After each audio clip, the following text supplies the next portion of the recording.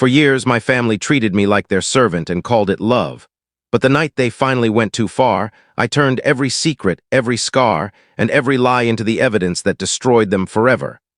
I don't usually post stuff like this, but even now, thinking about what happened still makes my head spin. It's been 2 years since that night, and I still can't wrap my mind around it. For context, I was always the glue holding my family together, while my younger sister, Isabella, got treated like royalty.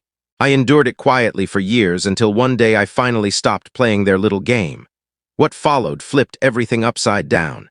I'm 24 now, but I was 22 when this all went down.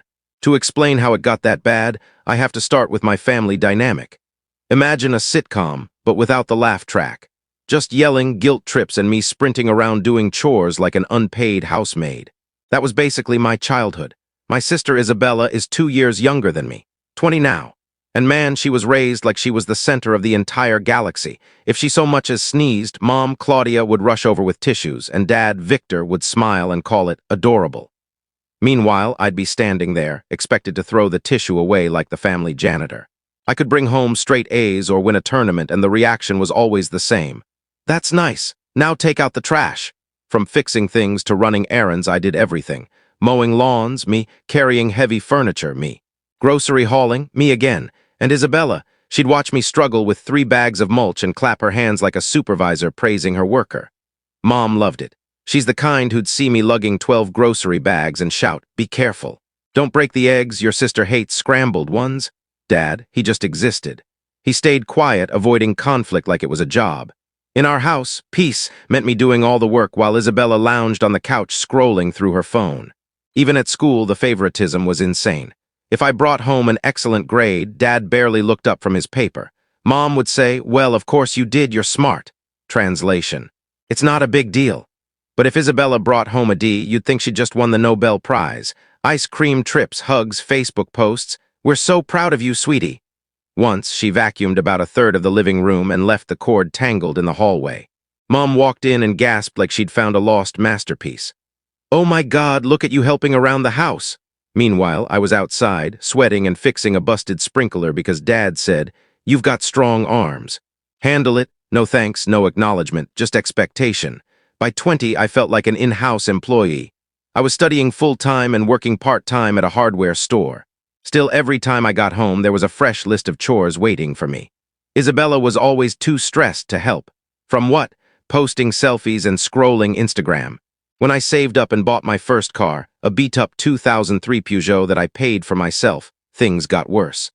Within weeks, Isabella demanded rides everywhere. Whether I had class or work, she'd whine, "You're my brother. You're supposed to drive me." If I said no, she'd run to Mom. Then came the lecture, "Why are you so selfish? She's your sister. Family helps family." Funny how that logic never worked both ways. Dad stayed silent unless things got tense. Then he'd mumble, "Just do it, son. It's not worth the argument." He acted like Isabella's happiness was a matter of national security. Honestly, it felt like I was just a side character in a show built around Isabella. Every scene revolved around her. I was just there to lift props and clean the stage afterward. When I finally got to college, I thought I'd escaped. I earned scholarships, worked hard, and felt like I was building something for myself. But every break, they'd guilt-trip me back home. Every visit made me feel smaller, like I wasn't just carrying groceries. I was carrying the whole damn family. If I spoke up, I was resentful. Mom loved that word. "We've given you everything. How dare you talk back?" No, you didn't give me everything. You gave me chores, blame, and a front row seat to Isabella's parade. By the time I was 22, I wasn't a scared kid anymore. I'd learned to anticipate their games. I knew Isabella would eventually pull one of her stunts. Mom would back her up, and Dad would sit quietly pretending not to notice. So when it all exploded, I wasn't shocked by what they did, just by how far they took it. It was a normal dinner, just the 4 of us. Mom made pasta, salad, and garlic bread her fancy meal. I sat there quietly eating, bracing for whatever petty drama was coming. Then Isabella dropped her fork. She didn't even flinch, just stared at me and said, "Pick that up." At first, I laughed. I genuinely thought she was joking, but her face was stone cold. She even tilted her chin up like some villain in a bad movie. I said, "Pick it up." Mom snapped her head toward me. "You heard your sister." "Don't start tonight." I leaned back. "She's got 2 hands. She can pick it up herself." That was apparently blasphemy. Mom slammed her palm on the table. "Don't you dare be disrespectful, just do it." I pointed to the fork on the floor. "It's right there, she's not disabled. She can bend down like the rest of us." Dad gave me that silent, disappointed look he reserved just for me. Isabella smirked, that same smug grin she'd been perfecting for years. "Wow," she said, "you really think you're too good to help your family? Servants shouldn't talk back." That word, servant, hit me like ice water. She meant it. I put my fork down on my plate. The sound echoed through the room. "I'm not your servant," I said, calm but final. Mom exploded. "Don't embarrass us like this. Do you know how ungrateful you sound? Your sister's had a long day. The least you can do is help her." "A long day doing what?" I asked. "Taking selfies?" That was it. Mom lost it. She grabbed her plate and hurled it at me. It smashed against my cheek. Food splattered everywhere. For a second, I didn't even feel pain, just disbelief. Then the sting kicked in, sharp and burning. I could feel blood dripping down my face. I stood up, holding my cheek, staring at her. Mom was panting, eyes wild, while Dad just sat frozen. Isabella didn't move. She just smirked and said, "Told you, servants don't talk back." I didn't yell, I didn't cry, I just walked out. The sound of my chair scraping across the tile was the only answer I gave them. Upstairs, I locked my door, cleaned the blood, and took photos. The cuts, the bruising, the mess on my shirt. Each picture was proof, undeniable, quiet proof. That night, I realized something. This wasn't about a fork. This was years of being treated like a tool instead of a son. That night, the mule finally started planning his escape. Mom acted normal the next day. Dad pretended to be busy. Isabella strutted around like she'd won. But once you get a taste of freedom, you can't untaste it. I started paying attention, staying calm, collecting evidence, and planning my way out. A few days later, I was outside fixing my car when Isabella came out, phone in hand, smug as ever. She leaned against the hood and said, "No matter what you think, you'll always be my little servant." I wiped my hands with a rag and leaned back. "Funny," I said. "I don't recall servants keeping this entire place from falling apart." She frowned, then smirked again. "Don't talk back. Everyone knows Mom and Dad love me more." I smiled. "Congrats, you're the MVP of doing absolutely nothing." And that's when she pulled her classic stunt. She threw her phone on the ground, screamed, and yelled, "He hit me! He shoved me!" I froze, not because I was guilty, but because I knew exactly what would happen next.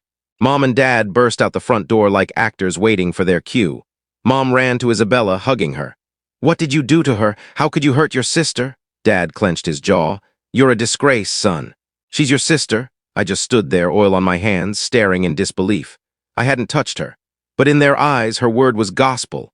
And then, like divine timing, our neighbor, Mr. Henrik Dahl, showed up. Retired Navy guy, no-nonsense type. He'd seen the whole thing. He stopped at the edge of our driveway and said, "That boy didn't touch her. I saw it all. She's lying through her teeth." Silence. Absolute silence. Mom's jaw dropped. Dad stammered, trying to cover it up, but Mr. Dahl cut him off. "Don't even try. I've watched this circus for years. You treat him like dirt while that girl struts around like a queen. You should be ashamed." Isabella froze, fake tears vanishing instantly. Mom mumbled something about family matters, but Mr. Dahl just shook his head. "That's not family, that's bullying." Then he walked away. I almost laughed. For the first time ever, someone else saw it and said it out loud. And my parents had nothing to say. That night, sitting in my room, I felt something I hadn't felt in years: validation. I wasn't crazy. While cleaning out my closet later, I found old letters from my grandfather, Dad's father. One line stood out. "Don't let anyone turn you into a mule, son. Carrying everyone else will only break you down." That hit hard. That was exactly what I'd been doing. Carrying their emotions, their problems, their comfort for nothing. That's when the plan became real. I opened a secret savings account, squirreled away money from my side jobs, and quietly made copies of my birth certificate and ID from Dad's office. Every small step felt like removing another chain. I even reached out to Mr. Rossi, an old family friend who'd always been honest with me. When I told him everything, he didn't sugarcoat it. "It's about time you got out," he said. "You've got a brain, use it. Don't waste your 20s being their servant." He was right. From that day on, I played along, smiled when they gave orders, fixed what needed fixing, but inside I was already gone. Every errand, every fake smile was just one more step toward my escape. Of course, Isabella's curiosity didn't make it easy. And deep down, I knew it was only a matter of time before she started snooping again. Every paycheck I earned felt like a small rebellion, proof that I had finally taken back control of my life. I started setting aside a bit each week, building savings for the first time without anyone demanding an explanation. The first few months in Seattle were rough. Rent ate most of my income, and dinner sometimes meant instant noodles or canned soup. But even when I was broke, I never once felt trapped. The air itself felt cleaner, like every breath was mine again. Sometimes I'd walk down the street after work and watch strangers laugh outside cafes or carry grocery bags home. Nobody there knew my story. Nobody saw me as the help or the ungrateful son. I was just another face in the crowd, and that anonymity felt like paradise. I remember one night, sitting by the window of my tiny apartment, city lights flickering against the glass. I pulled out my phone and scrolled through old photos, ones I hadn't deleted yet.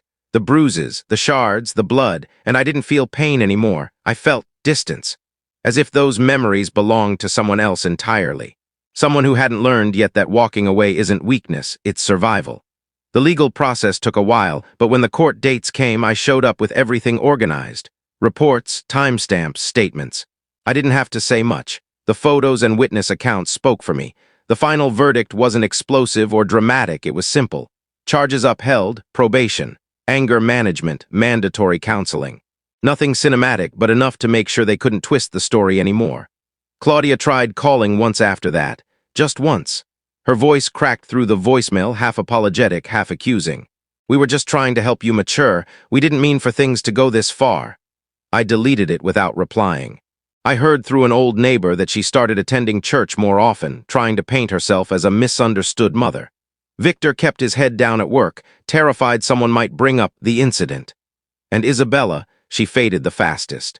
Her social media turned into a highlight reel of fake smiles and filtered lattes. "Healing era," her captions said, but her eyes told a different story, one that mirrored the emptiness I'd carried for years. Only difference. I learned to fill mine with peace. For the first time in my life, nobody could control me with guilt. Nobody could rewrite the narrative to make me the villain. I wasn't angry anymore, just free. A year later, I stood in my own apartment, a small one-bedroom with peeling paint, thrifted furniture, and a cracked mirror by the door. It wasn't much, but it was mine. My job had turned into a steady position. I'd even started taking night classes again, slowly rebuilding the pieces of the life they tried to crush. Some nights, I still dream about that old house. The heavy silence, the way Claudia's footsteps echoed down the hallway, or the clink of silverware during those suffocating dinners. But when I wake up, I look around my little space, the messy counter, the pile of laundry, the freedom, and I smile, because every bruise healed, every scar faded, and every ounce of fear they'd planted in me turned into something stronger, resolve. I don't think they'll ever understand what they really lost. They thought they were breaking me, but all they did was set me free. Now every time I walk out the door for work, bag slung over my shoulder, sun in my eyes, I whisper the same words to myself: never again. And this time I mean it. Sometimes I still catch myself glancing over my shoulder, half expecting to see the shadows of the people who once controlled me. But then I remind myself, they don't exist in my world anymore. I built a new one from the ground up, out of scars and silence and second chances. Maybe freedom doesn't come with fireworks or applause. Maybe it comes quietly, in the sound of your own heartbeat when no one else owns it. And if that's true, then I've never been freer than I am right now. If you enjoyed this story, don't forget to leave a comment, hit subscribe, follow for more, and turn on the bell icon so you never miss the next one.